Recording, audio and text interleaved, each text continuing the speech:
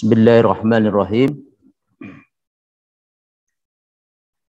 Alhamdulillahilladzi arsala rasulahu bil huda wa dinil haq liyuzhirahu 'ala ad-dini kullihi wa kafa billahi shahida. Asyhadu an la ilaha illallah wahdahu la syarika lah wa asyhadu anna Muhammadan 'abduhu wa rasuluh alladzi la rasula wa la nabiyya ba'da. Fa uhayyikum jami'an bi tahiyatil Islam, tahiyati ahlil jannah, tahiyatan mubarakatan min indillah. Assalamualaikum warahmatullahi wabarakatuh. Faqad qala Allah Ta'ala fi kitabihil karim, a'udzu billahi minasy syaithanir rajim. Bismillahirrahmanirrahim. Subhanalladzi asra bi'abdihi laylan minal masjidil haram ilal masjidil aqsa alladzi barakna hawlahu linuriyahu min ayatina innahu huwas sami'ul basir. Jemaah sekalian yang dirahmati Allah Subhanahu wa taala, para pengurus Masjid Al-Aqsa Permata Bintaro, Bapak-bapak, Ibu-ibu baik yang di masjid offline ataupun online, semoga pagi ini semuanya dalam inayah, himayah, lindungan Allah Subhanahu wa taala. Allah hindarkan semuanya kita dari segala mara bahaya, musibah, dan Allah Subhanahu wa taala berkahi hari ini kita semuanya. Amin ya rabbal alamin. Kita doakan, mungkin ada jamaah yang sakit, semoga Allah sembuhkan. Yang punya masalah, Allah berikan kemudahan-kemudahan jalan keluar. Amin ya rabbal alamin. Pertama kali kita panjatkan syukur dan puji kepada Allah Subhanahu wa taala. Shalawat dan salam kita sampaikan kepada junjungan kita Nabi besar Muhammad sallallahu alaihi wasallam, kepada seluruh keluarga beliau, kepada seluruh sahabatnya, tabi'in, tabi'ut tabi'in, dan kepada siapa saja dari umatnya yang senantiasa setia mengikuti jejak langkah beliau. Kelak semoga kita bisa mendapatkan syafaatnya di padang mahsyar. Allahumma amin. Bertepatan ini tanggal 18 Rajab, berarti tinggal 12 hari lagi kita akan memasuki bulan Sya'ban. Berarti sekitar 43 hari atau 42 hari lagi insyaallah kita akan bertemu dengan bulan suci Ramadan. Mudah-mudahan panjang umur, sehat walafiat, sebagaimana tadi doa waktu habis subuh dipimpin oleh Ustaz kita. Allahumma barik lana fi Rajab wa Sya'ban wa ballighna Ramadan. Ya Allah, berkahi kami di bulan Rajab, bulan Sya'ban, pertemukan kami, sampaikan kami di bulan suci Ramadan. Amin ya rabbal alamin. Mudah-mudahan tidak ada lagi lockdown ya. Ya, Ramadan seperti tahun-tahun sebelumnya. Amin ya rabbal alamin. Topik kita pada pagi hari ini, karena ini bulan Rajab, akan membahas salah satu peristiwa penting di dalam perjalanan dakwah Rasulullah sallallahu alaihi wasallam. Para ulama memberikan satu judul dalam kitabnya, yaitu Fiqhus Sirah ya, yang ditulis karya daripada Syekh Dr. Muhammad Said Ramadan Al-Buti.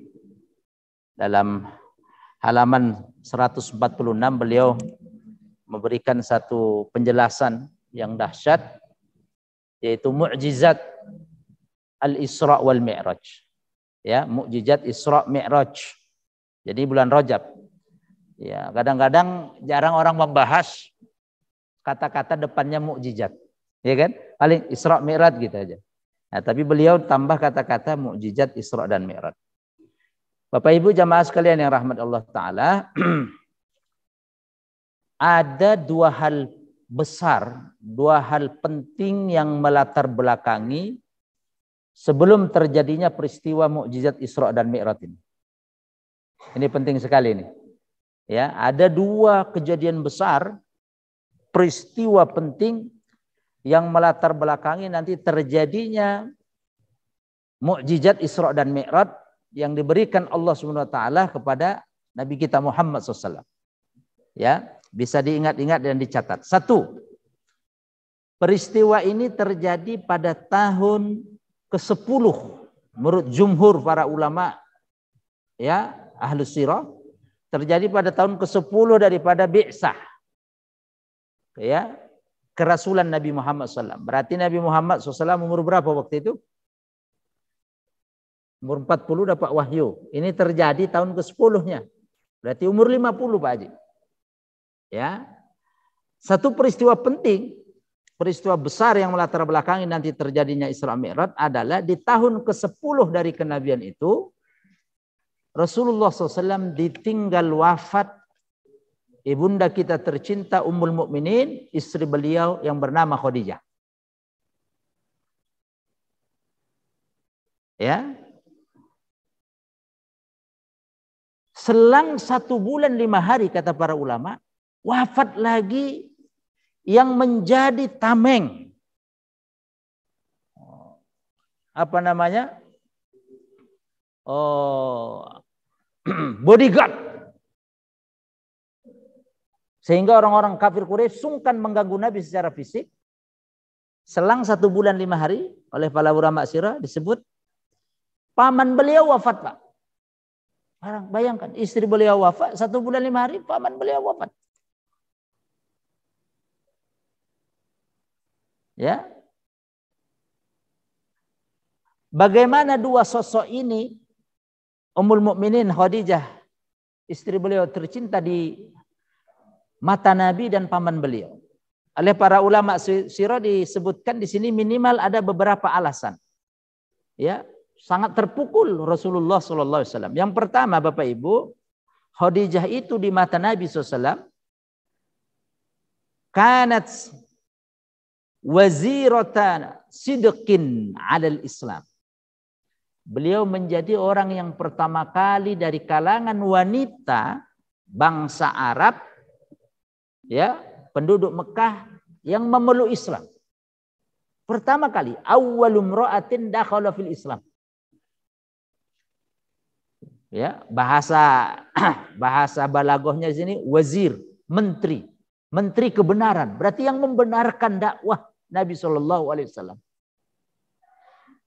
Yang kedua, Pak, bagaimana kedudukan Khadijah ini di mata Rasulullah?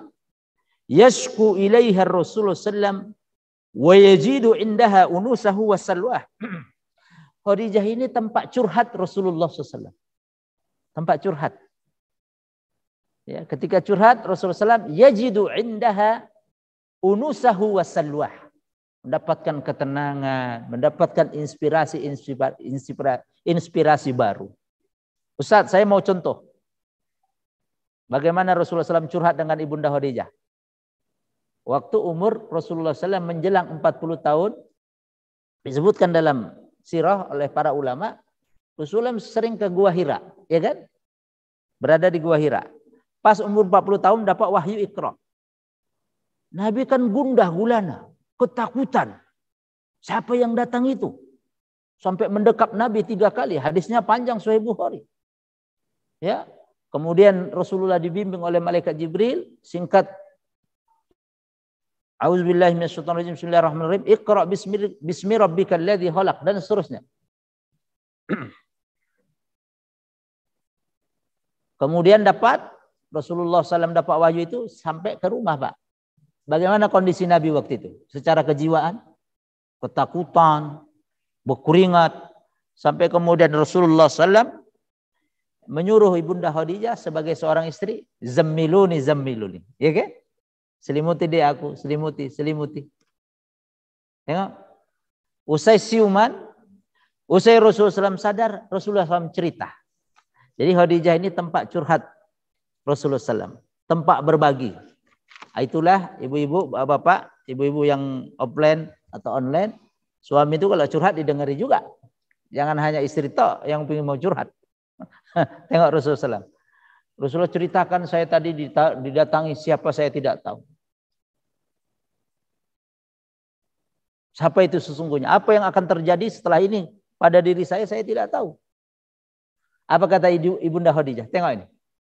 Sungguh Allah tidak akan membiarkanmu, wahai Rasulullah.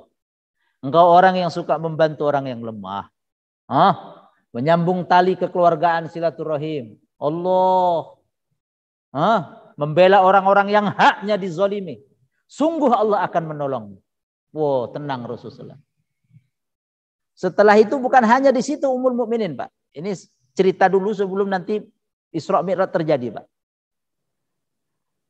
Khadijah berinisiatif untuk berangkat kepada paman beliau. Namanya siapa? Orang ini ahli Taurat dan Injil. Siapa, Pak, dalam sirah? Waraqah bin Naufal. Waraqah bin Naufal ini ahli Taurat dan Injil. Dia tanyalah, terjadi kepada suami saya, ya, bla bla bla bla bla bla bla. Ada yang mendekap dan seterusnya. Apa jawaban Waraqah bin Naufal? Innahu namus. Namus bahasa Ibrani bermakna malaikat Jibril. Alladzi jaa ila Musa bit Taurat wa jaa ila Isa bil Injil. Yang itu dulu pernah membawa Taurat datang kepada Nabi Musa dan membawa Injil kepada Nabi Isa. Sekiranya aku panjang umur, ini Waraqah buta, Pak. Buta udah sepuh, tua. Aku panjang umur, aku akan membantumu, aku akan menolongmu.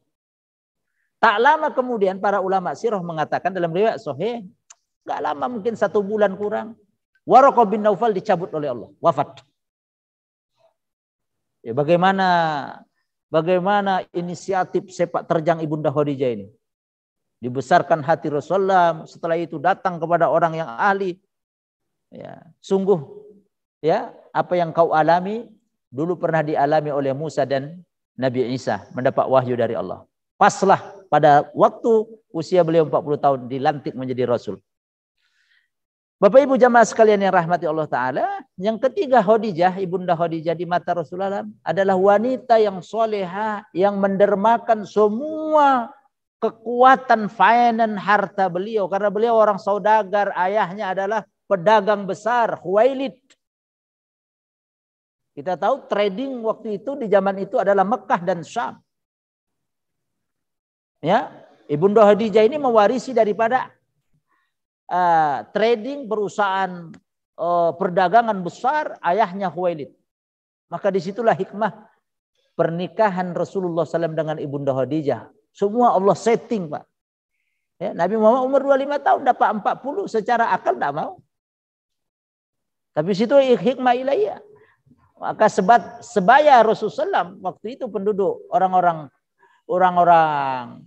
kafir Quraisy, orang-orang Quraisy Mekah pasti perjaga umur 25 tahun carilah gadis. Semua disetting oleh langit. Sehingga perjuangan Ibunda Khadijah itu tidak pernah dilupakan oleh Rasulullah SAW. Begitu wafat, sedikit terpukul Rasulullah SAW.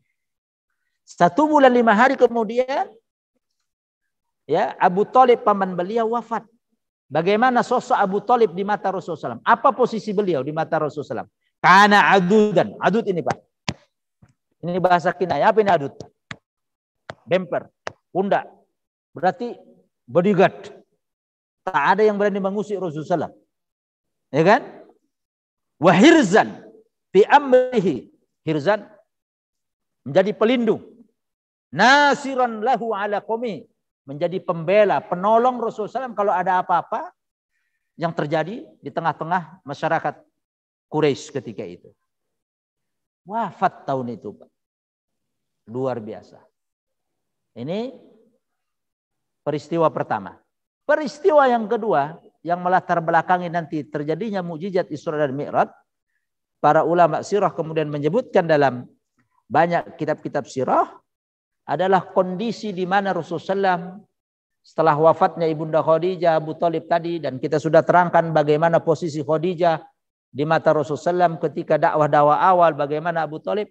Yang kedua, peristiwa yang dialami Rasul ketika ditemani putra angkat beliau Zaid bin Harisah dakwah ke Taif. Bapak ingat kisahnya dakwah ke Taif? Apa respon sambutan masyarakat Taif? Menerima atau menolak? Menolak mentah-mentah. Bahkan Rasulullah SAW diperlakukan seperti anak kecil. Diejek, dicemooh. Mulai dari pintu masuk kampung Taif sampai kemudian nanti Rasulullah kembali ke Mekah. Diejek. Diejek, dicemooh. Dalam hadis Sahih Bukhari yang kemudian dinukil oleh para ulama sirah ketika menjelaskan bab ini, ya, dakwah Rasulullah SAW pertama kali ke Taif, itu sampai disebut wa inna rijlai Rasulillah sallallahu alaihi wasallam latadmiyan. Dilempari batu sampai kedua kaki Rasulullah itu berdarah-darah. Bayangkan Pak, seorang Rasul. Zaid bin Harisah menjadi tameng. Oh, hanya berdua. Faqad sujja ra'suhu. Luka berdarah-darah juga kepalanya Zaid bin Harisah. Sehingga Zaid bin Harisah ini spesial, Pak. Di mata Rasulullah SAW spesial. Nanti beliau punya anak, siapa namanya, Pak? Yang ketika umur, belum tamat SMA lah kalau sekarang. 17 atau 16 diangkat Rasul menjadi panglima. Usamah bin Zaid. Ya, disebutkan dalam riwayat sahih. Rasulullah memohon kepada penduduk Taif waktu itu, pembesarnya dari suku Sakif, Bani Sakif. Bani Sakif agar mereka mau menerima dakwah Rasulullah SAW. Beliau uji coba cari nuansa yang baru. Tolakan mentah datang dari mereka. Rasulullah memohon agar jangan diinformasikan keberadaan beliau. Tetapi mereka menolak. Akhirnya Rasulullah balik ke Mekah.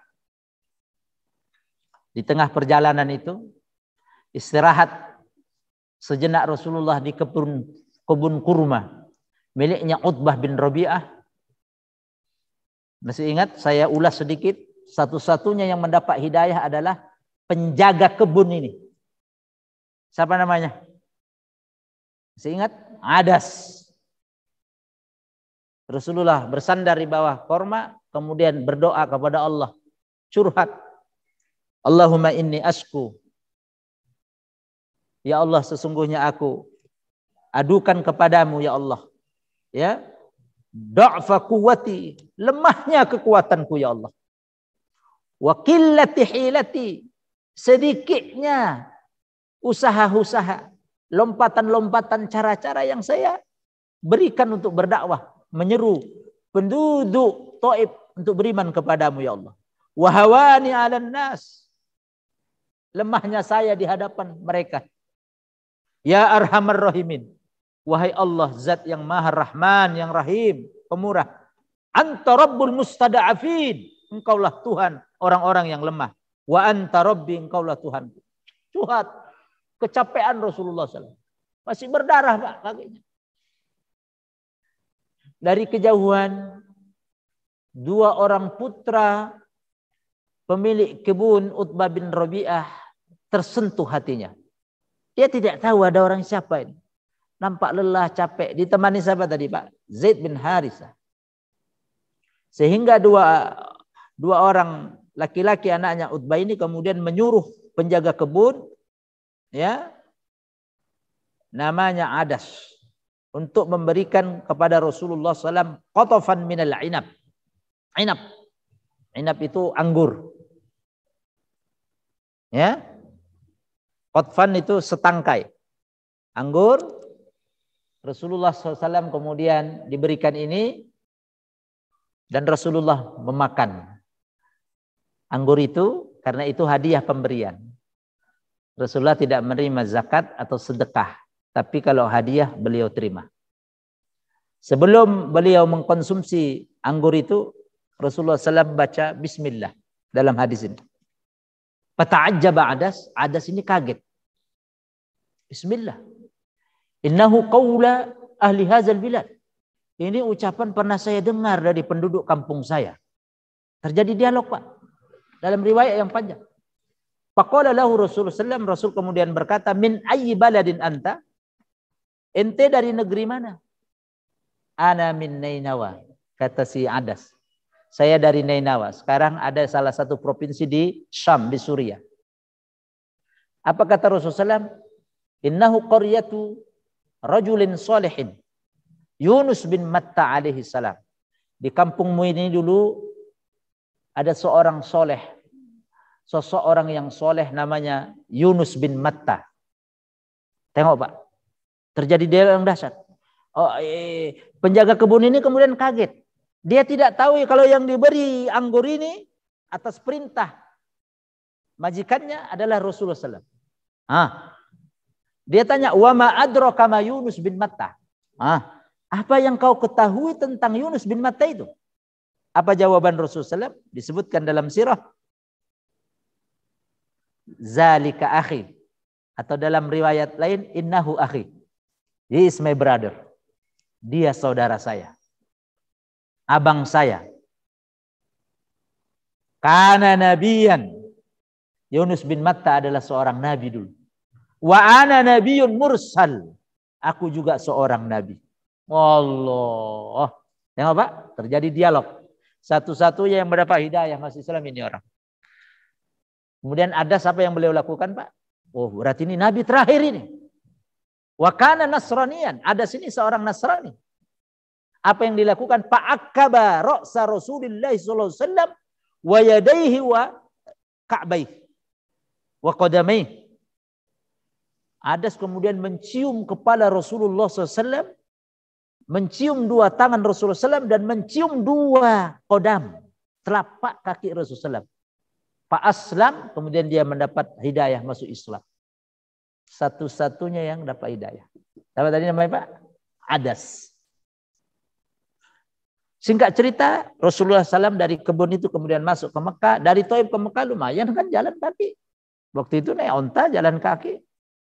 Subur. Daerahnya subur, Pak, Thaif itu. Ntar kalau udah dibuka normal umroh, tak ada lagi karantina-karantina, Bapak request ke Thaif. Nanti sama saya bila perlu, insya Allah.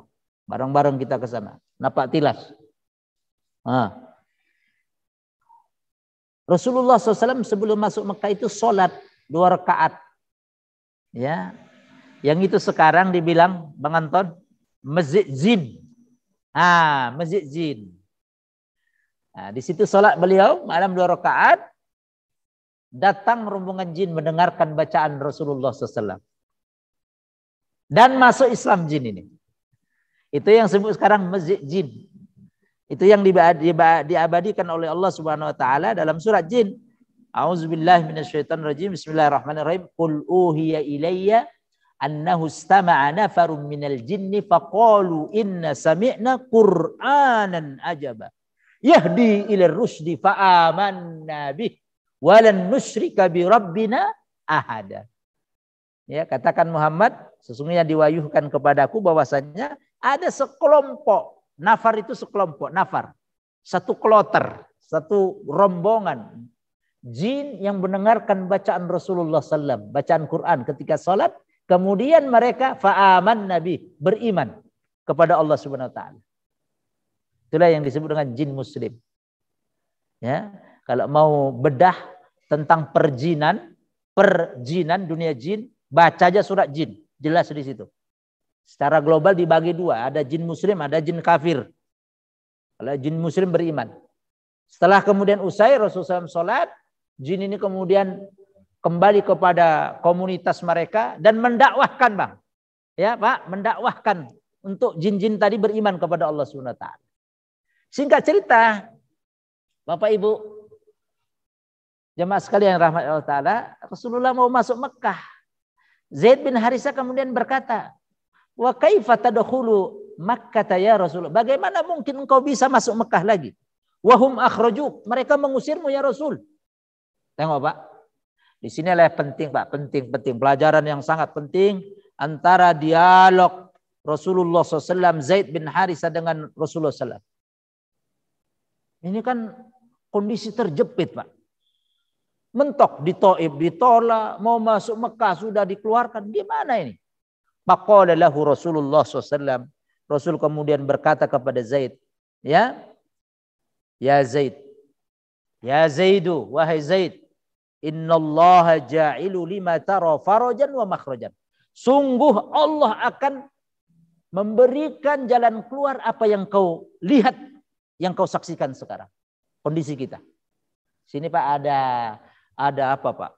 Sebuah optimis menghadapi krisis apapun itu. Ini kan kita udah 2 tahun berlarut ini. Tengok Rasulullah seperti itu juga kondisinya dulu. Dahsyat. Dikeluarkan, diancam, mau masuk Mekah lagi. Zaid kemudian secara akal Pak. Secara akal memang apa Pak? Logik. Nggak mungkin ya Rasulullah kita masuk Mekah. Apa jawaban Rasul? Wahai Zaid, Allah pakai inna ya Pak ya. Taukid. Untuk menghilangkan keraguan Zaid. Inna ini Pak ada tuh taukid.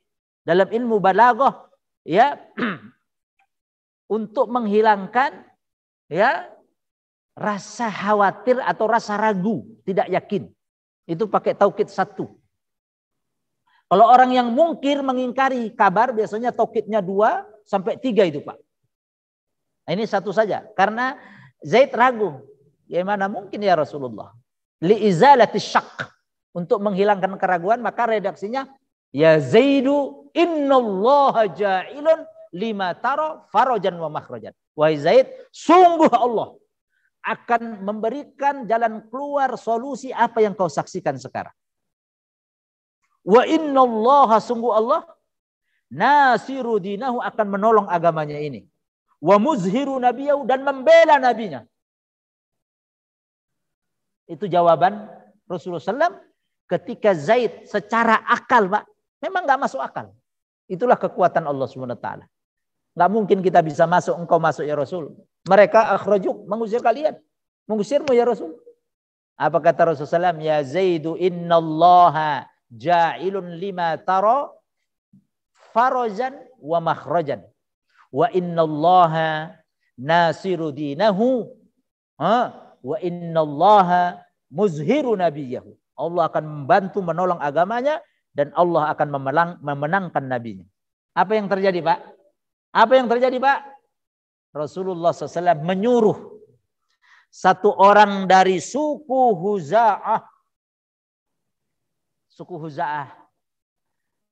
Untuk berangkat menemui pembesar Quraisy yang bernama Mut'im bin Addi. Bahwasannya Rasulullah SAW berkeinginan masuk Mekah di bawah jiwar, di bawah sponsor naungan beliau, Mut'im bin Addi, di bawah lindungan dia. Ini berlaku sampai sekarang, Pak. Sampai sekarang ini sistem ini berlaku walaupun mungkin tidak tertulis.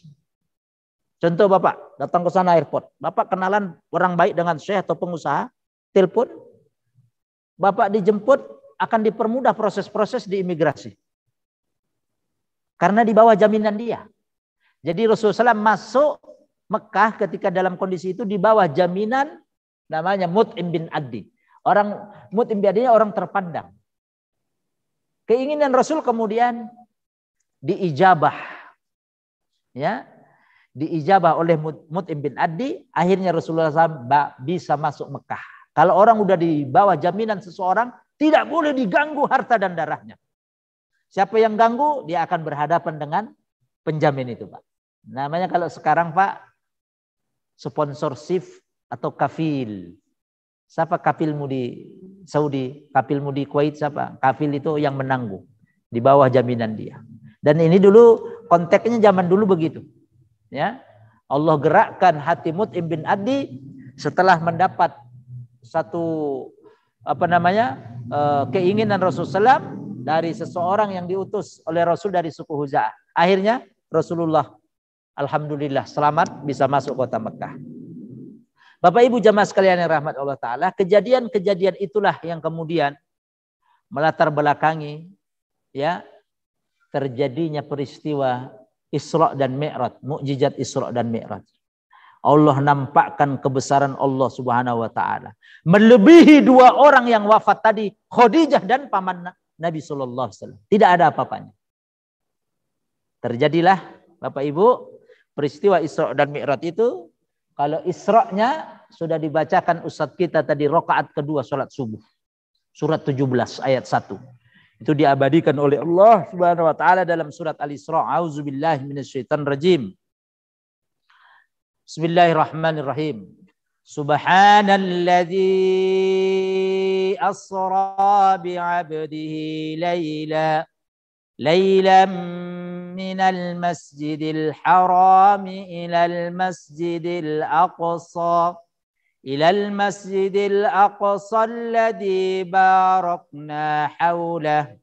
alladzi barakna hawlahu linuriyahu min ayatina innahu huwas sami'ul basir.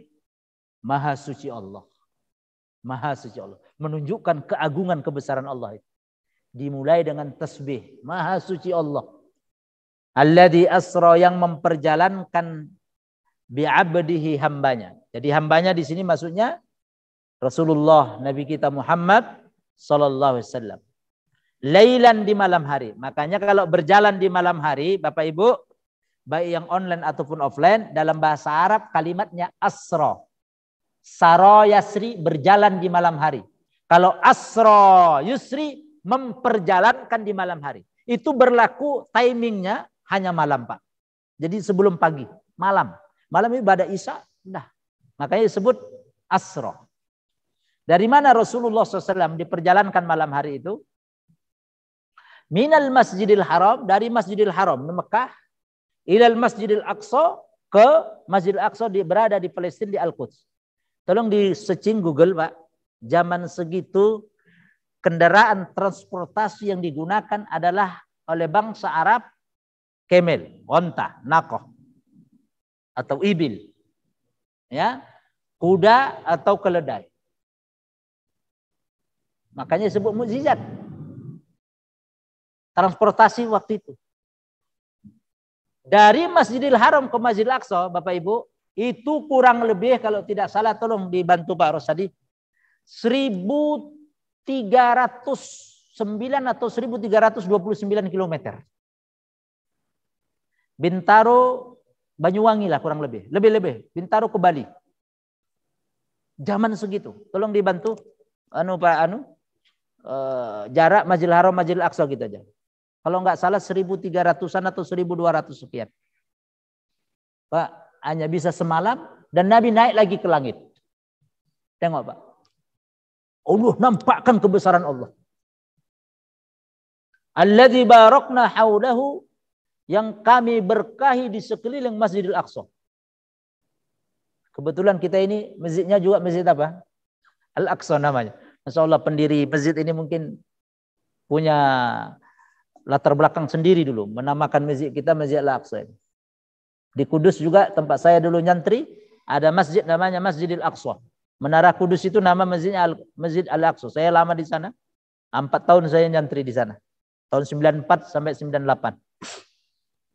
Berarti udah ada hubungan itu. Secara batin, secara alaqah ruhiyah, para ulama dulu masih ada hubungan dengan Masjidil Aqsa. Bahkan di Masjidil Aqsa, Bapak Ibu jamaah, mimbarnya itu mimbar dibuat dari Jepara, kayu jati. Nah, nanti kalau udah hilang corona kita ke sana, Pak. Amin. Bapak harus bercita-cita mimpi untuk berangkat jauh-jauh bersusah payah, kata Rasul, 3 masjid. Mimpi aja nggak mau Bapak kebangutan. Cita-cita. Soalnya nanti kita ke sana udah normal ini dunia, sana. Sholat kita di Masjidil Aqsa. 3 masjid. 3 masjid yang Rasulullah SAW kita diberikan motivasi untuk susah payah mengumpulkan bekal untuk kita berangkat jauh-jauh ke sana. Jadi kalau Bapak mimpi Bapak mau kelencar-kelencar jalan-jalan round umat Nabi Muhammad ke 3 masjid itu. Kata Rasulullah SAW, la tushaddur rihalu illa ila thalathati masajid. Tidaklah kamu dimotivasi untuk bersusah payah, untuk berpergian raun-raun jauh, kelencer-kelencer, kecuali ketiga masjid. Harus Pak, diprogramkan minimal sekali seumur hidup. Kalau belum pernah ke Al-Aqsa, coba banyak jalan ke sana. Alhamdulillah, Al-Fakir 2019 sebelum corona datang, November kita ke sana. Dahsyat Pak, dahsyat. Makanya Allah gandeng itu Masjidil Haram dengan Masjidil Aqsa. Kata para ulama sirah, ya para ulama ketika menjelaskan ayat ini dan dalam sirah, ada hubungan erat yang tidak bisa dipisahkan antara kiblat pertama kaum muslimin Masjidil Aqsa dan Masjidil Haram. Perhatian kita kepada Masjidil Haram, Masjid Nabawi, jangan sampai melupakan kita kepada perhatian Masjidil Aqsa. Kalau itu Masjidil Aqsa sudah dikuasai dengan musuh-musuh Allah, udah Pak, nanti yang lain-lain juga. Ini parameter Pak, kekuatan. Ya, harus ada di hati kita. Dan dahsyat Pak. Penduduknya ramah-ramah. Al-Fakir waktu itu habis city tour, kita sedikit cerita ini. Zuhurnya itu memang waktu sholat, semua program waktu sholat harus ke masjid kita. Jadi pagi habis sholat duha, dari masjid hotel kami city tour, kelencer-kelencer lah ke tempat-tempat bersejarah. Waktu itu pas mau zuhur begitu kurang beberapa menit lah. Saya kebetulan mohon maaf ini, pingin ke kamar kecil. Buang air kecil. Kan jauh masih masjid Pak. Lewat gang-gang gitu kan banyak toko-toko Pak. Toko-toko jualan. Saya coba aja tes. Pakai bahasa Arab. Ya ammi, my uncle. Sana orang ammi itu bagus. Dipanggil itu penghormatan. Uridu al-baul. Saya ingin kencing saya bilang. Bisa enggak saya ke kamar mandi? Uridul hammam. Saya bilang. Oh tafadhol akhi. Ramahnya minta ampun Pak. Anta Indonesia? Nah Indonesia. Oh dahsyat. Padahal bukan untuk tempat kencing umum itu Pak. Allah. Dahsyat mereka. Ramah-ramah. Diberkahi buminya. Ya, diberkahi buminya. Sehingga cerita saya masuk ke situ dan Masya Allah. Kalau kita kan kadang-kadang, oh enggak ada. Bukan untuk umum. Allah, itu silahkan. Di gang-gang Pak. Gang-gang tua itu Pak. Nanti di-searching lah di Google itu. Dan orangnya ramah. Linuriya alladzi barakna haulahu, dan Allah berkahi buminya. Minyak zaitun terbaik, minyak zaitun dari negeri Syam, Palestina. Minyak zaitun terbaik. Minyak zaitun itu dahsyat. Bapak kedinginan, apalagi musim-musim gini, Omikron ini, pating greges magin, bahasa kami orang Medan magin, meriang, leleti minyak zaitun. Bacakan Al-Fatihah. Insyaallah dingin turun itu Pak, suhu panasnya. Ustaz udah coba saya. Ada minyak zaitun ada di rumah. Lelet. Lulur Pak. Semua badan. Hangat subhanallah. Karena apa Pak? Saiful, Allah bersumpah dengan zaitun. A'udzubillahi minasyaitonir rajim. Bismillahirrahmanirrahim. Wattini wazzaitun. Ketika Allah bersumpah dengan sesuatu yang Allah ciptakan, ada dahsyat pelajaran dan hikmah terbesar dari sumpah Allah itu. Nah, konsumsi 1 sendok baik, tapi yang untuk diminum Pak, jangan campurannya banyak, kandungannya yang lain-lain Pak, oh, kacau juga. Ya, singkat cerita Pak, Nabi Muhammad SAW diperjalankan malam hari itu naik buruk. Buruk itu lebih kecil dari kuda. Di sini disebutkan ya, buruk itu di atasnya keledai lebih kecil dari kuda. Ukurannya itu Pak. Keledai kan himar kan kecil, lebih besar dikit tapi lebih kecil dari kuda. Nah itu. Berapa kilo Pak tadi? Tolong Bang. Berapa kilo? Masjidil Haram, Masjidil Aqsa. Searching aja Google. 1.300 atau 1.200-an. Tolong. Nah, itu naik itu Pak. Hanya semalam. Ini belum ke langit. Oke, kita tambah dikit lagi 5 menit, 10 menit. Nabi SAW kemudian sholat. Sholat berapa rakaat Pak?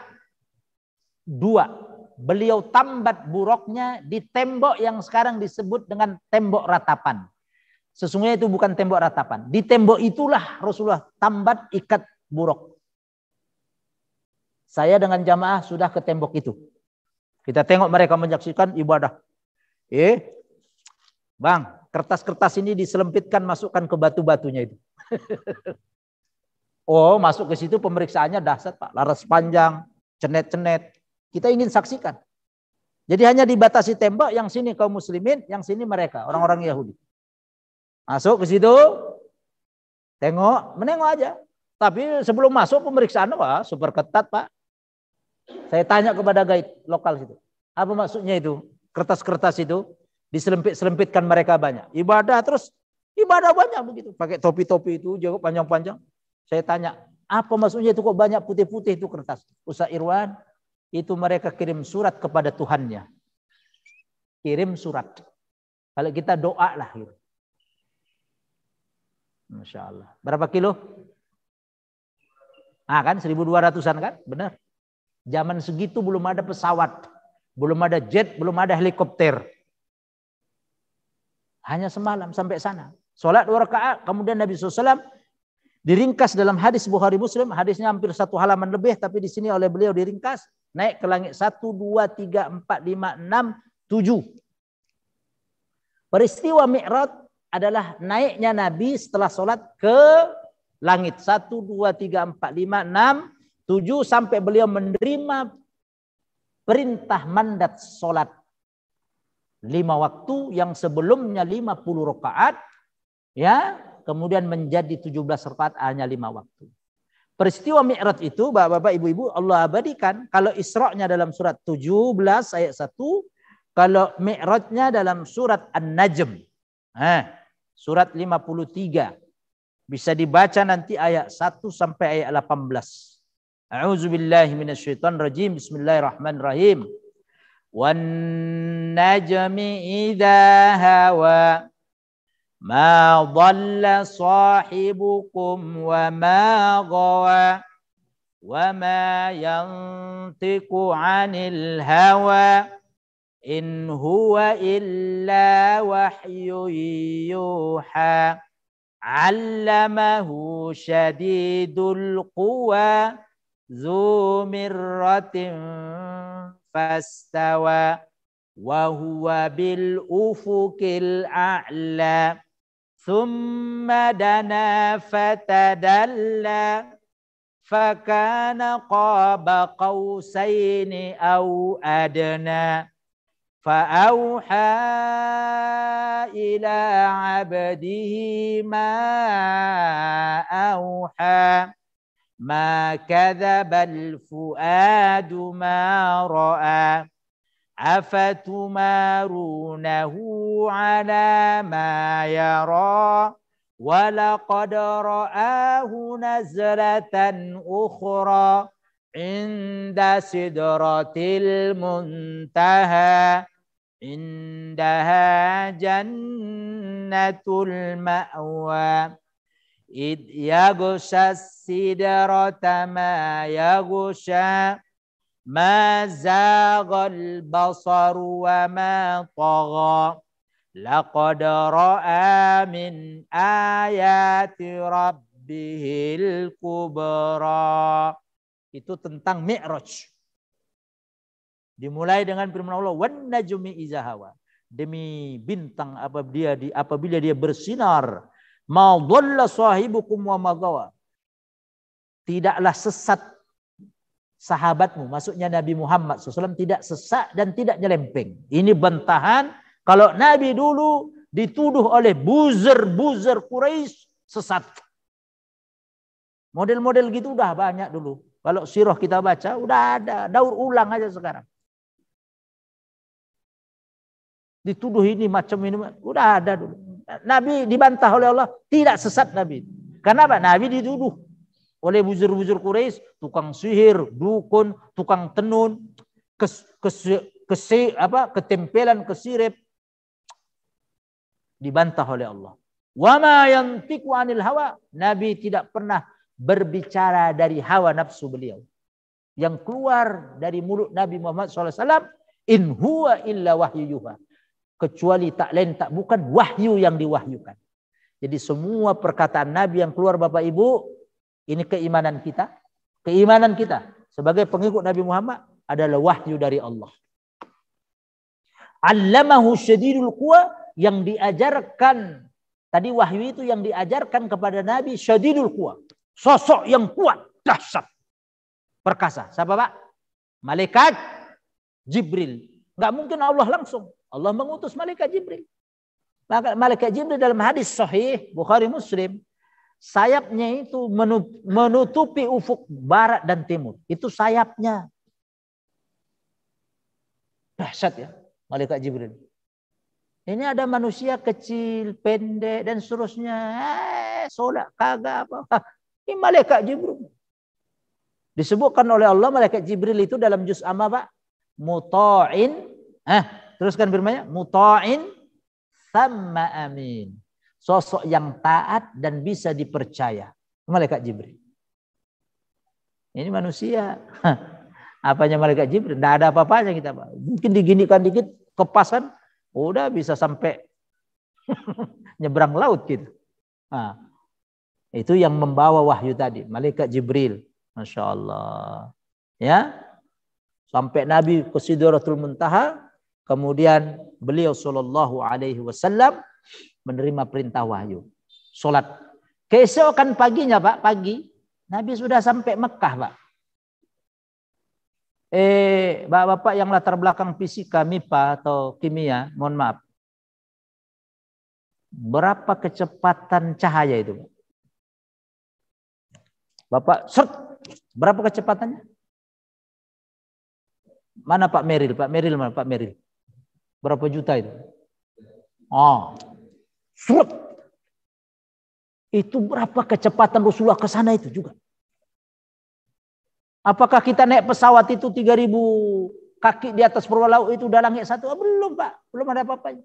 Kadang-kadang saya intip buka jendela, apakah langit satu ini ya Allah? Belum. Dahsyatnya itu Pak. Tidak ada apa-apanya manusia ini Pak. Saya buka naik pesawat keluar kota, ini langit satu jadi.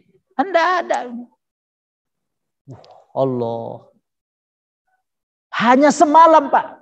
Maka begitu esoknya diceritakan oleh Rasulullah SAW, orang-orang kafir Quraisy mentertawakan.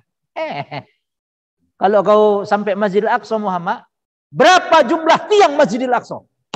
Pak, berapa jumlahnya tiangnya? Di sisi timur berapa? Nabi nggak pernah kebayang dia mau ngitung-ngitung tiang. Disebutkan dalam hadis Sahih Bukhari ini, Nabi kemudian sholat, masuk ke Hijr Ismail, pinggir Ka'bah, sholat. Setelah sholat dinampakkan itu miniatur oleh Allah tiangnya. Dan diceritakan secara tafsil, secara terperinci tiang-tiangnya di depan orang kafir Quraisy. Dasar kafir Quraisy tak juga mau beriman. Hati keras seperti batu. Percis Pak, di tiang sekian. Allah, percis. Kalau kau Muhammad udah kau cerita sholat kau di sana, di Masjidil Aqsa, kemudian kau naik juga langit, sebelum subuh kau udah sampai sini, maka berapalah jumlah tiangnya itu? Ceritakan. Nabi Muhammad tidak kebayang dia. Dinampakkan itu miniatur oleh Allah Subhanahu wa taala. Ini dalam hadis Bukhari Muslim, Pak. Rawal Bukhari Muslim. Imam Bukhari Muslim meriwayatkan, tengok. An Rasulillah SAW, dari Rasulullah SAW. Annahu qala, bahwasanya beliau bersabda, lamma kadzabatni Quraisy, ketika orang-orang Quraisy mendustakanku. Qumtu fil Hijr. Aku kemudian sholat di Hijr Ismail. Hijr Ismail. Dulu mudah sekali kita masuk Pak Hijr Ismail. Allah. Tahun 2000-an dulu gampang sekali Pak, belum banyak manusia. Wah, nikmat kita ibadah situ. Doa makbul di situ Pak. Nah, sekarang udah digitui semua, susah lagi. Bapak nggak bisa cium Hajar Aswad, sholat di Hijr Ismail aja udah dahsyat. Tengok. Setelah sholat ayo Pak, begitu sholat, fajallallahu li baital maqdis. Jalla ditampakkan, azharoh. Ditampakkan Pak oleh Allah di depan mataku Baitul Maqdis semuanya Pak. Karena Rasulullah ditantang. Siapa yang nantang Pak? Kafir Quraisy. Kalau kau sholat berapa udah sampai berapa tiangnya? Terus Fatafiktu ukhbiruhum an ayatihi wa ana anzuru ilaih. Aku ceritakan semua kepada mereka. Sekian. Secara terperinci. Tapi tak juga mereka beriman. Kafir Quraisy kemudian memberitakan itu di tengah jalan, ketemu Abu Bakar. Sahabat Muhammad bla bla bla bla bla bla bla. Apa respon Abu Bakar? Faqala Abu Bakar As-Siddiq, in kana qala zalik laqad shadaq. Kalau itu yang mengatakan adalah Rasul, laqad shadaqa zalik. Sungguh yakti, benar-benar dia benar ucapannya. Inni la asduquhu ala ab'ad min zalik. Sungguh kalau ada peristiwa yang melebihi itu pun ketakjubannya saya akan membenarkan apa yang diucapkan Rasul. Sejak itulah Abu Bakar diberikan predikat, di wisuda diberikan gelar As-Siddiq. Masuk orang Quraisy kepada Abu Bakar supaya dia enggak mempercayai. Siapa yang mengatakan tadi? Yang menceritakan itu siapa? Nabimu Muhammad SAW. Kalau dia yang ngomong, kalau Rasulullah yang berbicara, aku membenarkan. Sungguh itu ucapan yang benar. Lebih dari itu pun peristiwa yang beliau alami, aku akan membenarkan. Itulah Abu Bakar As-Siddiq. Ketika orang-orang mendustakan peristiwa itu, beliau membenarkan dengan cepat tanpa berpikir panjang. Falukiba, kemudian dijulukilah, ya, falaqabahu Rasulullah berikan julukan beliau As-Siddiq. Bapak Ibu, ada sebuah pertanyaan, ini terakhir. Sebelum perintah sholat 5 waktu itu, Nabi sholatnya bagaimana? Ini penting ini. Kan perintah 5 waktu sholat ada pada tahun ke-10 itu. Peristiwa Isra Mi'raj. Di sini disebutkan, ini dalam hadis sahih. Sumber kita dalam Islam ini Pak, Al-Quran, hadis, ijma, harus itu Pak. Kita beriman ini berislam kalau nggak menggunakan sumber-sumber, kacau Pak. Apalagi akal semua kita guna, kacau kita. Akal kita ini harus dibawa wahyu, begitu. Kalau akal kita di atas wahyu, namanya Mu'tazilah. Orang yang menuahkan logika, kacau. Semua pakai logika. Nggak bisa semua agama ini pakai logika. Mohon maaf. Contoh Ustaz. Bapak mohon maaf. Buang angin tapi anginnya standar. Tahu angin standar? Kentut lah bahasa kita orang Medan. Kentut. Tut. Tapi standar loh Pak ya. Paham ya Bang? Standar. Habis itu apa yang Bapak basuh? Yang keluar angin tadi tut atau wajah, tangan, wudhu? Mana Pak? Tengok. Yang kita basuh anggota wudhu, bukan yang itu. Kalau pakai akal, ya hanya pure akal, tempat yang buang angin tadi yang kita basuh kan? Itulah agama itu. Itu maksud saya. Tidak semua otak ini, akal pikiran manusia ini boleh ikut dalam rel-rel tertentu, tidak bisa. Satu lagi contoh Pak. Makanya Ali radhiyallahu anhu pernah berkata, menantu Rasulullah khalifah yang keempat, "Lau kana dinu birra'yi." Jika agama ini hanya pure, landasan utamanya hanya akal, bukan wahyu, bukan sunnah. Lakana asfalu khufain aula bimasfi. Sungguh menghusap khuf itu sepatu gludok. Bapak berpergian pakai sepatu yang menutup mata kaki. Itu boleh Bapak, yang penting waktu pakai Bapak sudah wudhu, suci. Nanti kalau Bapak batal, wudhunya itu hanya dihusap atasnya Pak. Paham? Bapak pernah lihat kan di bandara, orang pakai kaos kaki tapi nggak dicopot kaos kakinya. Itu dia sudah wudhu. Secara akal Pak, sepatu atau kaos kaki yang kotor bawah atau atas?